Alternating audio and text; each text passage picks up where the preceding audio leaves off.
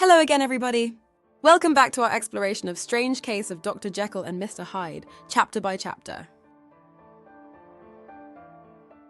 Today, we have made it to the penultimate chapter, Dr. Lanyon's narrative, in which the mysteries of the novella begin to steadily unravel and the truth behind the identity of the mysterious Mr. Hyde is finally revealed. We will be taking a look at a plethora of themes in this lesson, from pride to violence, and from friendship and loyalty to madness and physical manifestations of horror and disgust. Let's get into it.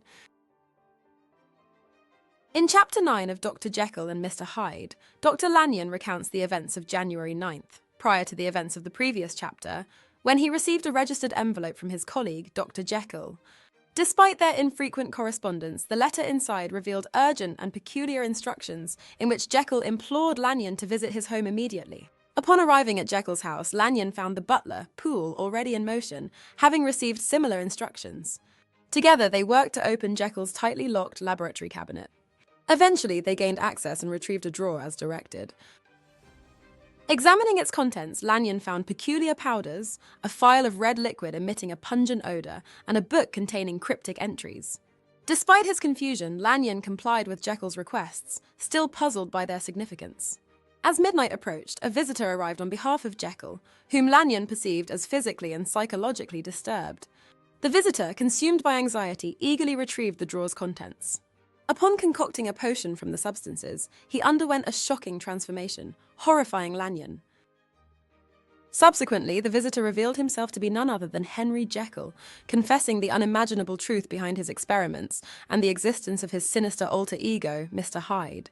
Lanyon's world shattered as he grappled with the implications of Jekyll's revelation, leaving him shaken and tormented by the horrors he had witnessed.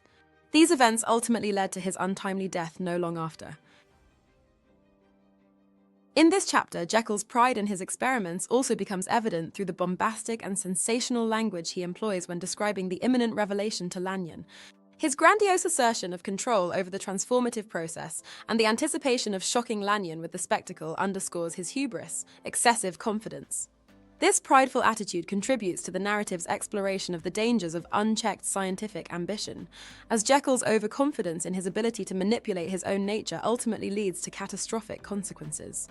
Ultimately, Stevenson warns his readers that too much confidence in our ability to control matters above us will eventually lead to our downfall.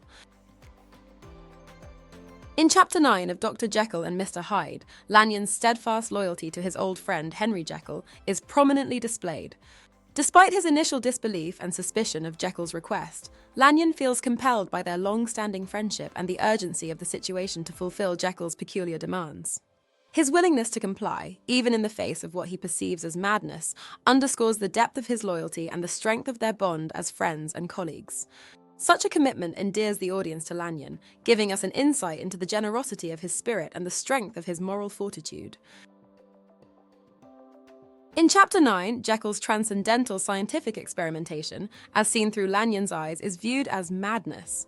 Initially incredulous at Jekyll's secretive demands, Lanyon sees his actions as reckless and irrational. This portrayal reflects societal fear of challenging conventional boundaries and the dangers of delving too deeply into human nature's mysteries.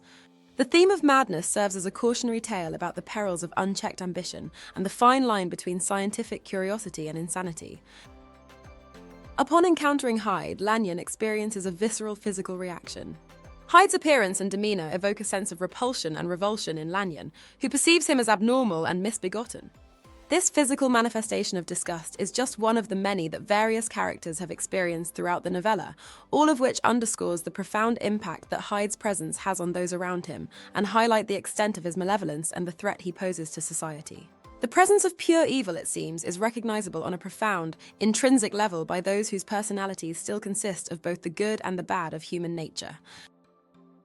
In Chapter 9 of Dr. Jekyll and Mr. Hyde, the violence of Jekyll's transformation into Hyde is vividly depicted through Stevenson's extreme and grotesque descriptions.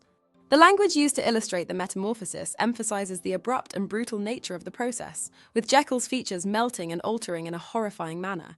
The visceral imagery conveys the intense and chaotic struggle within Jekyll as he undergoes the transformation, highlighting the violent disruption of his physical and psychological state. Such a portrayal underscores the destructive consequences of Jekyll's experimentation and serves as a chilling reminder of the dark forces unleashed by tampering with the boundaries of human nature. Today, we have taken a more in-depth look into Lanyon's steadfast loyalty, witnessing the power of friendship amidst uncertainty, the genuine bond between the men in the story, and the sometimes fatal, blind moral righteousness of Victorian gentlemen. Jekyll's pride reveals overconfidence in his ability to control his own nature.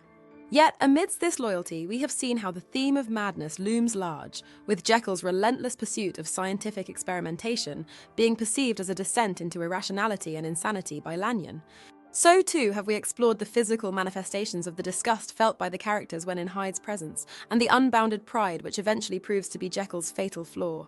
Finally, we took a closer look at the language used to describe Jekyll's transformation into Hyde, noting how the violence of this metamorphosis emphasizes the destructive consequences of tampering with the boundaries of human nature and echoes the cautionary narrative woven throughout Stevenson's tale. In our next lesson, we will discover the whole truth surrounding Jekyll's demise from the mouth of the man himself. See you then!